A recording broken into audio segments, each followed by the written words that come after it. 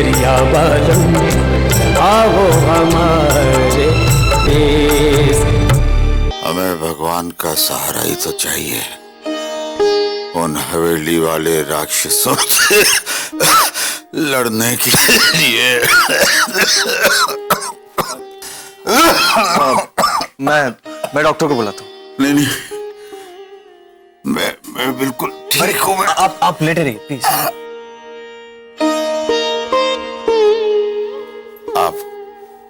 आप कौन हो बेटा? बापू, ये वही कुंवर सा है जिन्होंने आपको यहाँ भर्ती कराया और हमारे साथ थाने भी गए थे हवेली वालों के खिलाफ रपट लिखाने। इन हवेली वालों का कोई भरोसा नहीं है। क्या पता मेरी जमीन पर जबरदस्ती कब्जा कर ले तो। कोई कब्जा नहीं कर सकता आपकी जमीन पर। और वैसे भी ठाकुर दीप सिंह को तो पुलिस पकड़ के ले गई। ये आपको सब कैसे पता है?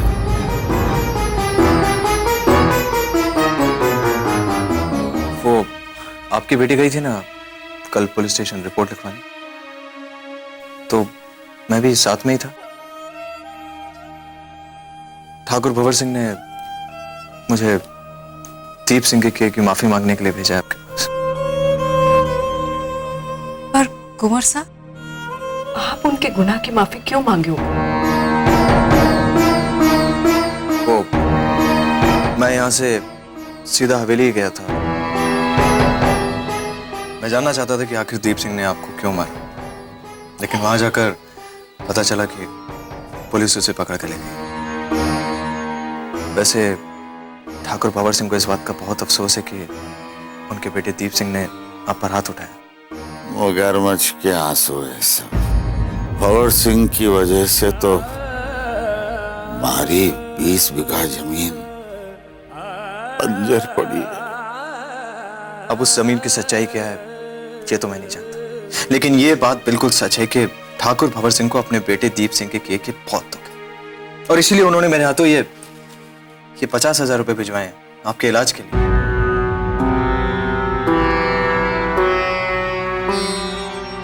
माफ करना बेटा, अगर ये 50,000 रुपया कोई और लाता तो पता नहीं मैं क्या करता। पर हम आपके एहसान तले दबे। मने हवेली वालों की मेहरबानी नहीं चाहिए, मने मेरा हक चाहिए और वो हम कानूनी तौर पे लेके रहेंगे। आप हमारा एक काम और करो, ये रुपया ले जाकर उनके मुंह में मार दो और कहना उस भंवर सिंह से कि तू मदन सिंह से उसकी जमीन छीन सकता है, उसका स्वाभिमान नहीं।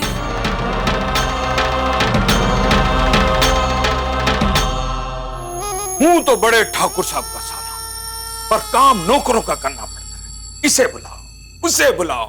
उधर दीप लॉकअप में पड़ा है और ये रणवीर कहां पड़ा है, समझो।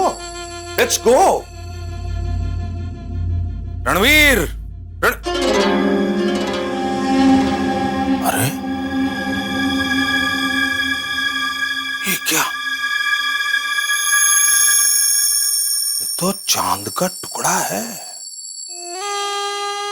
वही रणवीर के हाथ में जादू है। जिंदगी में ऐसी छुरी नहीं देखी मैंने। ये सचमुच की छुरी है या रणवीर की कल्पना है? मामा साहब, आप मेरे कमरे में क्या कर रहे हैं? अरे क्या कर रहा हूं? थारी बनाई हुई तस्वीर देख रहा हूं। बहुत बढ़िया है, बहुत सुंदर। दीप भाई साहब नहीं आए, अभी तक नहीं आए। इसीलिए तो थारी जरूरत पड़ गई है। वो अंग्रेज क्लाइंट आए हुए हैं, पुरानी हवेली खरीदने वाले। चले?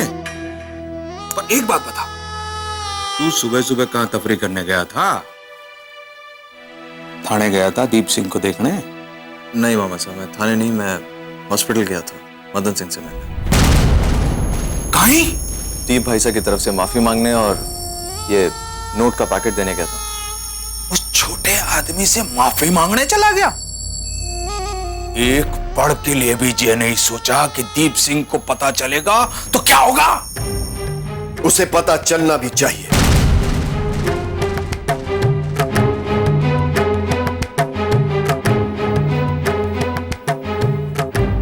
कि हमारी शान बेसहाराओं पर हाथ उठाने से नहीं बढ़ती।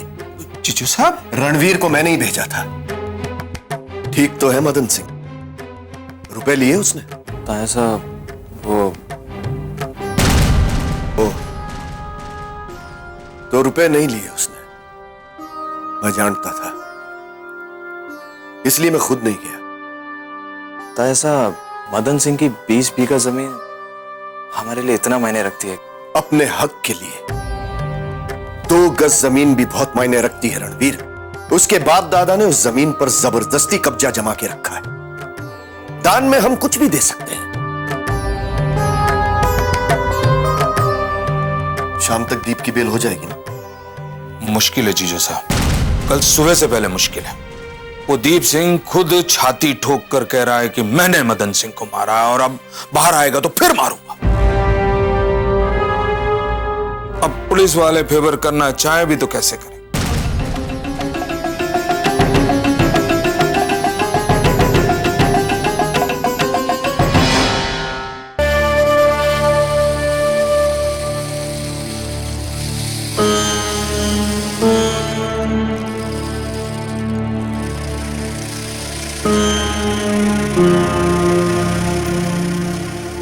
बहू रानी, ठाकुर साहब पधार रहे हैं।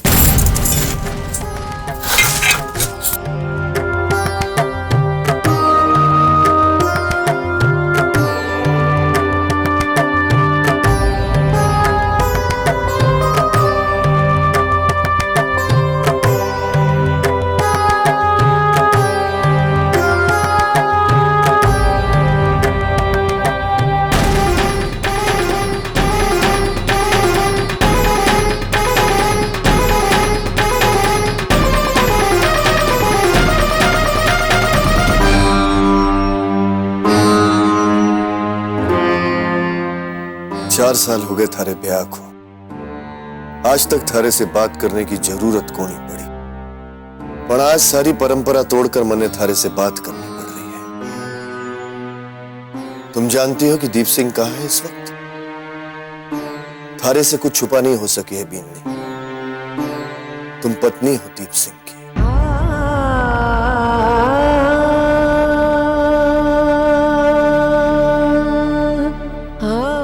एक पिता होने के नाते जो गलती मैंने की दीप को ना रोकने की, वो एक पत्नी होने के नाते थे मत करना। बस यही कहने आया था। बहुत उम्मीद है थारे से भी नहीं।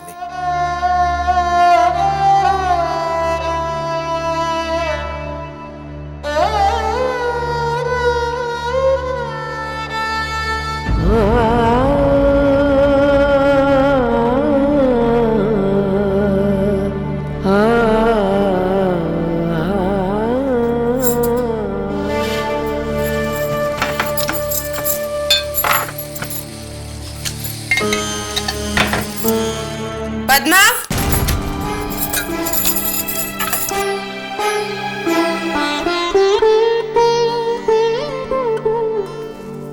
धोख तुम ऐसा ठीक है।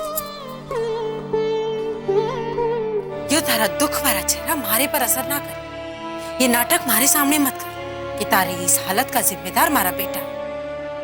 क्या कहा तूने अपने ससुर सास से? क्या कान भरे तूने उनके? बता।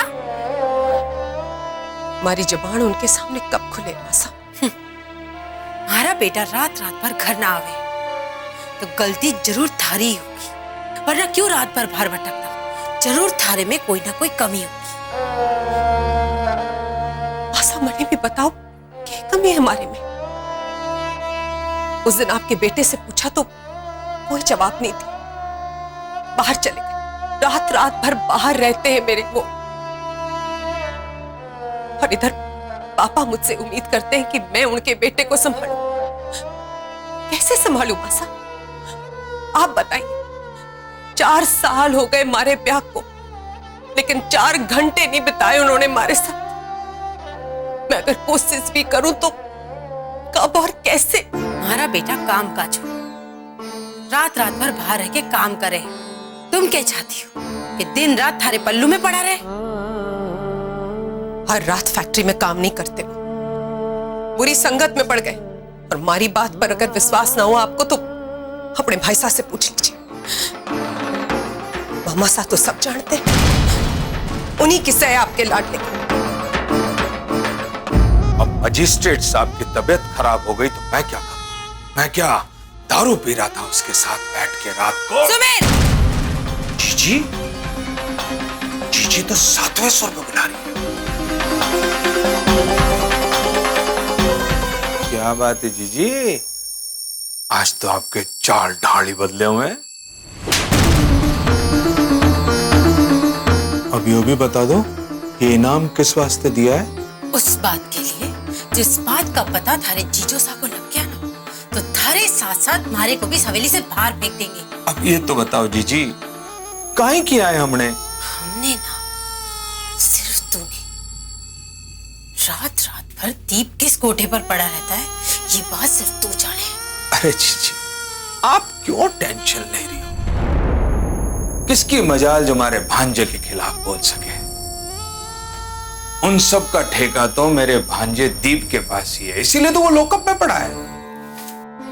थारी बकवास बंद कर और हमारी बात कान खोलकर सुन ले। मारा तो दोनों ही कान खुला है जीजी, आप तो बस बोलती जाओ। थारी जीजो सा को शक हो गया है। शक क्यों हुआ है ना, यकीन तो नहीं हुआ है, बढ़िया है। जिस दिन ये शक यकीन में बदल जाएगा ना, वो दिन इस हवेली में हमारा आखिरी दिन होगा। अब दीप से मिल और उसे समझा कि पद्मा को खुश रखा करे और हवेली में रात के वक्त समय पर आया करे। ठीक है जीजी, लॉकअप से निकलने के बाद ये कोशिश भी करता हूं।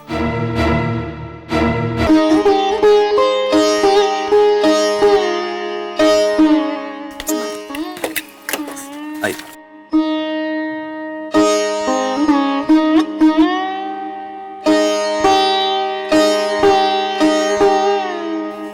चल। मन्ने आगे बैठना है। किसू, तू बापू के पास बैठना, उन्हें संभालना है ना। चल। पर आगे से अच्छा दिखता है। कीसू, बैठ चुपचाप, बापू का ध्यान रखना है ना।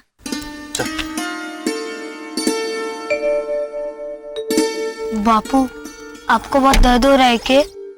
बेटा, सब ठीक हो जाएगा।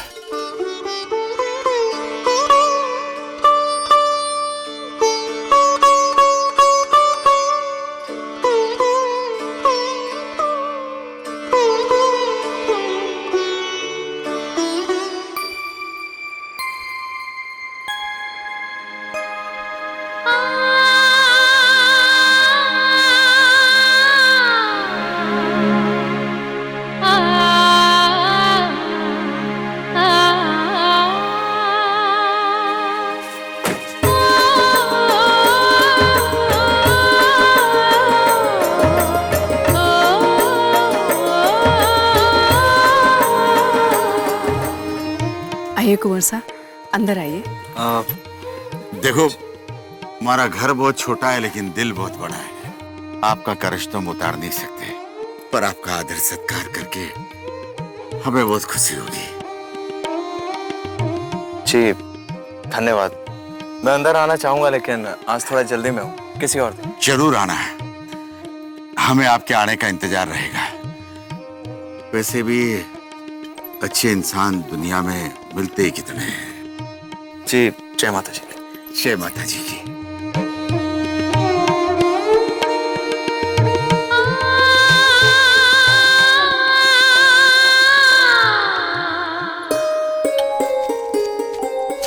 अरे वो बापू की दवाइयाँ तो पीछे गाड़ी में ही रह गई। मैं ले आता हूँ, तू रुक जा। जी आप ले आओ ना। कुंवर साहब, दवाइयाँ गाड़ी में रह गई है। जाओ ना। तो किधर जाना है? चल अंदर बाप के पास। चलो। तुम्हें याद है ना डॉक्टर ने क्या कहा था? दवाइयाँ कब कब देनी है? आप थोड़ी देर रुक क्यों नहीं सके? वो मुझे कोई जरूरी काम है, मैं चलता हूँ। मैं कल तालाब किनारे मिट्टी लेने आऊंगी।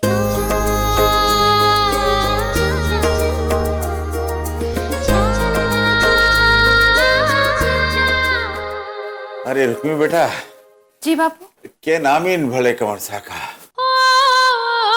नाम? हाँ, अरे बाजार में थारे से मूर्तियां खरीदे है, अपनी बहुत मदद करी है। कठे रे भाई, वो सच कहूं तो बापू मन्ने भी कुछ पता ना है। मैंने कभी उनसे उनका नाम पूछो को नहीं और उनने कभी बताया भी को नहीं।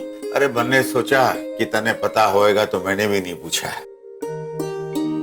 कोई बात नहीं, अब आवेंगे तो नाम पता सब पूछ लेंगे। जी बापू, आपकी दवाइयाँ अठे रख देती हूँ। हाँ, और रुक्मी बेटा। जी बापू। कल तड़के काम और करा तहसील जाकर। के बापू? किशोर काका के साथ जाकर मुकदमे की तारीख आगे बढ़वा। ठीक है बापू, मैं कल सुबह ही तहसील चली जाऊंगी। अच्छा बेटा सुनो, उसके बाद तो थाने कठे नहीं जाना है। हाँ, वो तालाब पर वो मिट्टी लाने जाना है। ठीक है, जा बेटा। जी। इतनी जल्दी काम निबट जाएगा काका, ये तो मैं जानती नहीं थी। बेटा, यू कोर्ट कचहरी वाले ना कभी कभी बड़े अच्छे मूड में होवे, फटाफट काम कर देवे।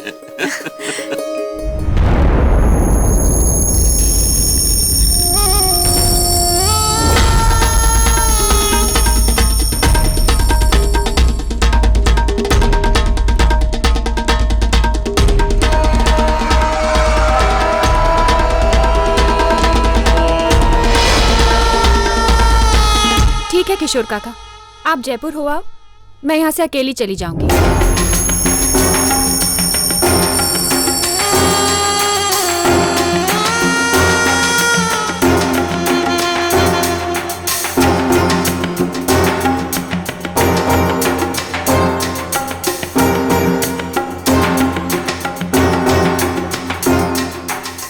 यह तो तस्वीर वाली छोरी है।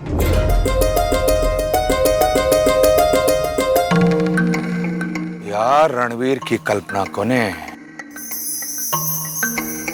इस लड़की को तो रणवीर ने अपनी तस्वीर में उतारा है।